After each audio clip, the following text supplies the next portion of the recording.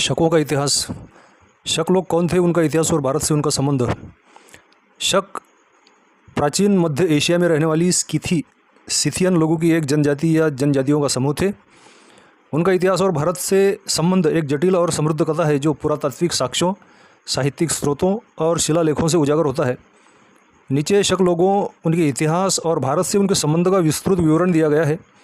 शक लोग कौन थे? शक एक खानाबदोश घुड़सवार योद्धा समुदाय थे जो मुख्य रूप से मध्य एशिया की सीर नदी घाटी और जिंगजियांग क्षेत्र में निवास करते थे। वो स्किथी संस्कृति का हिस्सा थे जो यूरेशियाई स्टेप्स में फैली हुई थी। स्किथी लोग अपनी युद्धकला, घुड़सवारी और धनुर्विद्या के लिए प्रसिद्ध थे। इतिहासकारों के अनुसार सभी शक स्किथी थे, लेकिन सभी स्किथी शक नहीं थे, अर्थात शक स्किथी समुदाय का एक विशिष्ट हिस्सा थे। उत्पत्ति और भाषा। शक मूलतः आर्य इंडो ईरानियन थे और एक प्राचीन ईरानी भाषा बोलते थे जो स्किथी सरमती भाषा परिवार से संबंधित थी। सांस्कृतिक विशेषताएं। वे खानाबदोश जीवन शैली अपनाते थे, पशुपालन करते थे और अपने साथ धातुकला और युद्ध उपकरणों की उन्नत तकनीक लाए। उनके सिक्के और शिलालेख उनकी समृद्ध संस्कृति को दर्शाते हैं। पुराणों में उल्लेख। भारतीय पुराणों के अनुसार शक सूर्यवंशी राजा नरिशंत के वंशज थे। राजा सगर ने नरिशंत को निर्वासित किया और वर्णाश्रम नियमों का पालन न करने के कारण उनके वंशज म्लेच्छ यानी विदेशी कहलाए और बाद में शक के रूप में जाने गए। शक का प्रारंभिक इतिहास। शक का प्रारंभिक इतिहास चीनी, ईरानी, यूनानी और भारतीय स्रोतों से प्राप्त होता है जो उनके मूल स्थान, प्रवास और संघर्षों का विवरण देते हैं। मध्य एशिया में उत्पत्ति। शक संभवतः उत्तरी चीन और यूरोप के बीच जिंगजियांग क्षेत्र के निवासी थे। चीनी स्रोतों जैसे सिएन हानशू पानकू और हाउ शानशू फान ए में शकों को सई या सईवांग कहा गया है। इन ग्रंथों से उनके यूची, हून और पार्थियन जातियों के साथ संघर्षों का पता चलता है।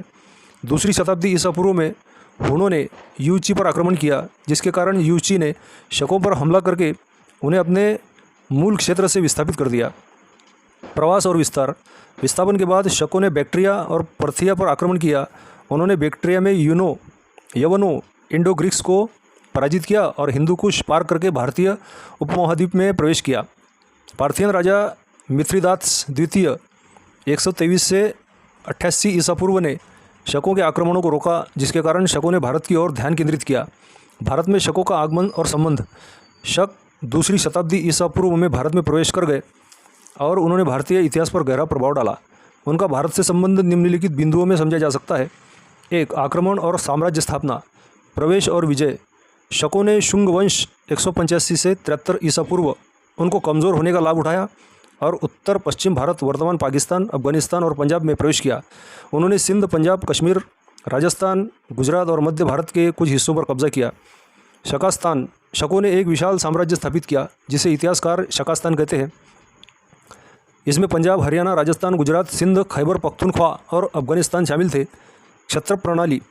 शकों ने भारत में क्षत्रप यानी सामंत शासन प्रणाली शुरू की, जिसमें क्षत्रिय शासक क्षत्रप और महाक्षत्रप केंद्रीय शक राजा के अधीन शासन करते थे। उनके प्रमुख केंद्र तक्षशिला, मथुरा, नासिक और उज्जैन थे। प्रमुख शक शासक। मेऊस मोगा शक का पहला प्रमुख शासक, जिसने 20 ईसा पूर्व से 22 ईस्वी तक शासन किया। वो तक्षशिला का शासक था और उसने महाराजाधिराज की उपाधि धारण की। तक्षशिला ताम्रपत्र उसका प्रसिद्ध शिलालेख है। अजेस प्रथम और द्वितीय। अजेस प्रथम ने इंडो ग्रीक शासक हिप्पोस्ट्रेटोस को हराकर शक साम्राज्य का विस्तार किया। अजेस द्वितीय को शक वंश का अंतिम महान शासक माना जाता था। नहपानाह पश्चिम क्षत्रपों का शासक, जिसने गुजरात, मालवा और काठियावाड़ पर शासन किया। उसकी बेटी दक्षमित्रा ने सातवाहन शासक से विवाह किया, जिससे वैवाहिक गठबंधन स्थापित हुआ। रुद्रदामन प्रथम 130 से 150 ईस्वी सबसे प्रसिद्ध शक शासक, जिसने जूनागढ़, गिरनार शिलालेख में अपनी उपलब्धियों का उल्लेख किया। उसने सुदर्शन झील की मरम्मत करवाई और संस्कृत भाषा को बढ़ावा दिया। वो पहला शासक था जिसने विशुद्ध संस्कृत में शिलालेख जारी किया।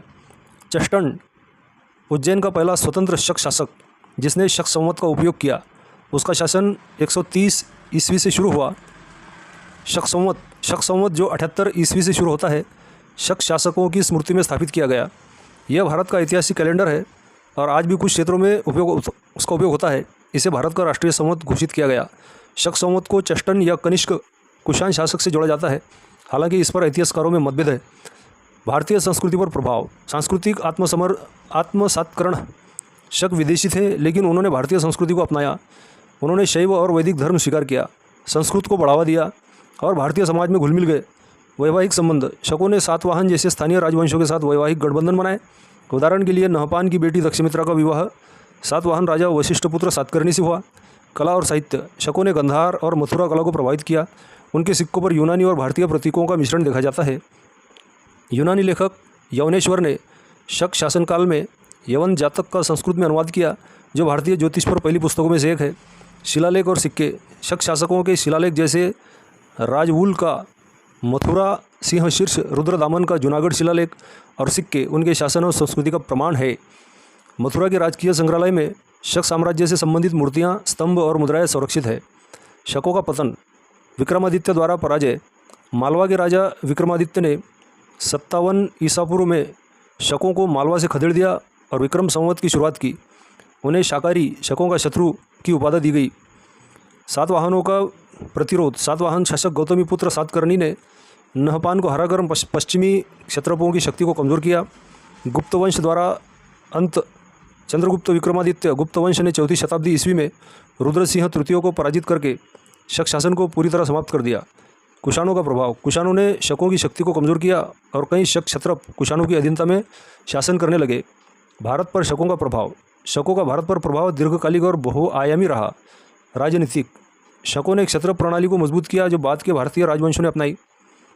सांस्कृतिक। उन्होंने भारतीय और ईरानी संस्कृतियों का संगम किया, जिससे गंधार कला और मिश्रित सिक्कों का विकास हुआ। धार्मिक। शकों ने शैव और वैदिक धर्म को अपनाकर भारतीय धार्मिक परंपराओं को समृद्ध किया। कैलेंडर। शक संवत ने भारतीय कालगणना को एक नया आयाम दिया। आर्थिक। शकों ने व्यापार को बढ़ावा दिया, विशेष रूप से रोमन साम्राज्य के साथ समुद्री व्यापार को। स्रोतों में शकों का उल्लेख। भारतीय स्रोत। महाभारत, गार्गी संहिता और बाणभट्ट के हर्षचरित में शकों का उल्लेख है। चीनी स्रोत। सियन हानशू और हाओ हान शू में शकों के संघर्षों का वर्णन है।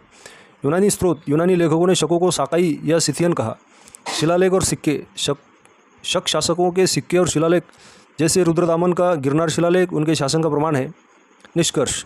शक एक शक्तिशाली खानाबदोश जनजाति थे, जिन्होंने मध्य एशिया से भारत तक अपने साम्राज्य का विस्तार किया। भारत में उन्होंने न केवल सैन्य विजय प्राप्त की, बल्कि भारतीय संस्कृति, धर्म और प्रशासन में भी योगदान दिया। उनके शासन का अंत गुप्तवंश और सातवाहनों द्वारा हुआ, लेकिन शक संवत और उनकी सांस्कृतिक विरासत आज भी जीवित है। शकों का इतिहास भारत की समृद्ध सांस्कृतिक विविधता और विदेशी प्रभाव के आत्मसात्करण का प्रतीक है।